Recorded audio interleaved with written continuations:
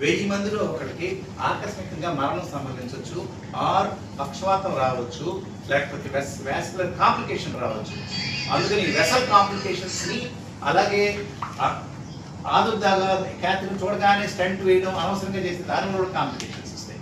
అందువల్ల క్యాథ్ ల్యాబ్కి వెళ్లే ముందే అసలు పేషెంట్కి స్టెంట్ అవసరమా, దాని లెంగ్త్ ఎంత, కాల్షియం ఉందా, ఎన్ని స్టెంట్లు వేయాలి, ఇవన్నీ కూడా సిటీ కన్సోల్ రూమ్ అని పేషెంట్ని కూర్చోబెట్టి అటెండెంట్ కూర్చోబెట్టి డాక్టర్స్ సర్జన్స్ మేమందరం కూర్చుని ఈ పేషెంట్ 3 బ్లాక్స్ ఉన్నాయి, మందులు వాడదామా, ఒక స్టెంట్ వేద్దామా, 2 వేద్దామా, లేదు బైపాస్ చేద్దామా, స్టెంట్ పనికిరావా అనేది కూడా మాకు అర్థమవుతుంది. దాన్ని బట్టి ఈ రోజున శాస్త్రీయ సమాచారం ఉంది.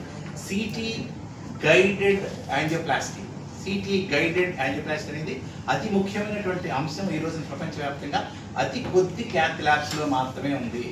సిటీఎఫ్ఎఫ్ఆర్ అనేది ఇండియాలో కేవలం మా దగ్గర మాత్రమే ఉంది. లాస్ట్ 1 ఇయర్ నుంచి సిటీఎఫ్ఎఫ్ఆర్ టెక్నాలజీ అమెరికాలో ఉంది, ఇండియాలో మరే క్యాథ్ ల్యాబ్లోనూ మరే రాష్ట్రంలో కూడా లేదు. ఈ సిటీఎఫ్ఎఫ్ఆర్ టెక్నాలజీ వల్ల మాకు చాలా ఉపయోగం కలిగింది. దానివల్ల మేము కరెక్ట్గా గైడ్ చేయగలుగుతున్నాం.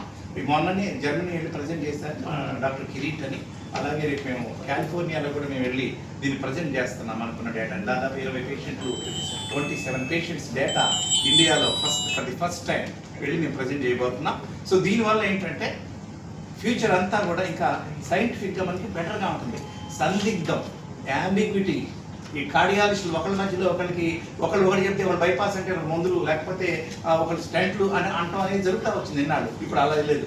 ఈ శాస్త్రీయ సమాచారం పర్ఫెక్ట్గా ఉంటే ఎవరు ఏది చెప్పడానికి వీల్లేదు. ఎందుకంటే 0.75 లోపు ఉంటే అది చేయాలి, 0.9 ఉంటే ఆ వ్యక్తిని టచ్ చేయకూడదు. మీకు 80% మీ కంటికి కనిపించిన ఐబాలింగ్ ఎర్రర్ అంటాం, 40% ఐబాలింగ్ ఎర్రర్. ఎంత సీనియర్ కార్డియాలజిస్ట్ అయినా తప్పులు చేస్తారు. ఎందుకంటే కొంతమంది లేదు ఉందంటారు, ఉందని లేదంటారు. ఆ తప్పు కాదు, అది అక్కడ టెక్నాలజీ మనకు కనిపించేది ఐబాలింగ్ ఎర్రర్ అంటాం.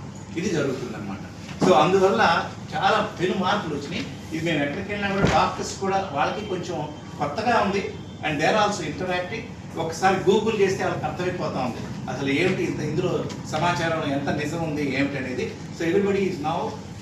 అందుకనే హెల్త్ కేర్లో artificial intelligence is going to make, already it made రాబోయే 5-10 సంవత్సరాల్లో క్వాంటమ్ ఇన్ టెక్నాలజీతో మనకి ప్రతి అవయవాన్ని మనం తయారు చేయొచ్చు. ఆర్గనాయిడ్స్ అంటాం, బ్రెయిన్, హార్ట్, లివర్, కిడ్నీస్ అన్నీ కూడా ల్యాబ్లో తయారవుతా ఉన్నాయి.